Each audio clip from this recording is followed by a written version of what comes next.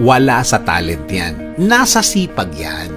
Sa ating buhay, marami tayong kilala na mga tao na magaling naman. Grabe ang talent.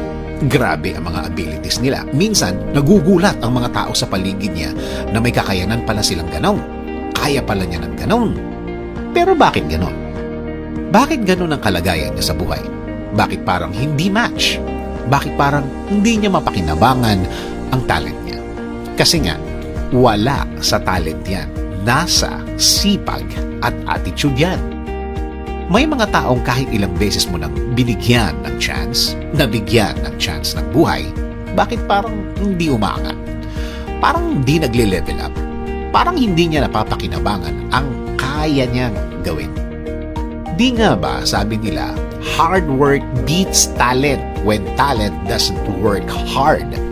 Kailangan talaga ng tamang plano at approach sa buhay na ito. Gamit mo ang iyong talent. Kung hindi, walang mangyayari niyan. May mga pagkakataon naman na nakikita mo na walang katalent-talent ang isang tao. Pero nakikita mo na gusto talaga niyang matuto. Gusto talaga niyang mag-focus. Kahit mga barkada time o labas-labas, kaya niyang isakripisyo basta madagdagan lang ang alam niya at mag-level up ang talent niya. One day, ang galing-galing na niya. Magugulat ka na lang na nag-iba ang mga kaya niyang gawin. Nadagdagan pa! Dahil yon sa mga ibinigay niyang panahon para mas mag-level up siya, para mas mahasa o mahone pa niya ang talent niya.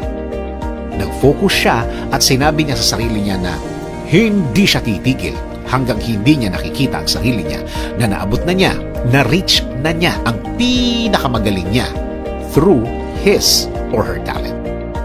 Nakakalungkot na marami tayong kilala na may talent na tamad. Parang ang galing-galing na niya. Feeling niya, hindi na niya kailangan mag-level up pa. Ayaw magpaturo, ayaw magpa-guide. Saksakan ng yabang. Well, totoo naman, kahit naman napakagaling ng talent mo, kailangan mo pa rin maging humble. Hindi yan lisensya para maging mas mataas ka sa ibang tao, para mas maging VIP ka all the time. Nothing beats hard work, ika nga.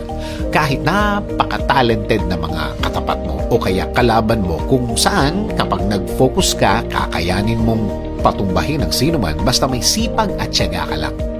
Kahit gaano pa sila kagaling, tapatan lagi ng sipag at tamang attitude, magiging okay na ang lahat. Humingi ng tamang guidance galing sa Diyos. Hingin sa Kanya ang tamang direksyon. Hingi ng tamang tao na tutulong at magbibigay ng tamang payo sa kung ano man ang ginagawa mo. Hingin ang tamang oportunidad, magkakataon para magamit mo ng tama. Ang talent naman natin na nagagamit natin ay galing sa Kanya. Minsan, nagugulat ka na lang sa mga kaya mong gawin. May abilidad ka pala sa ganyan, may kaya ka palang gawin ganon. Since na siya ang pinanggalingan ng talent natin, siya din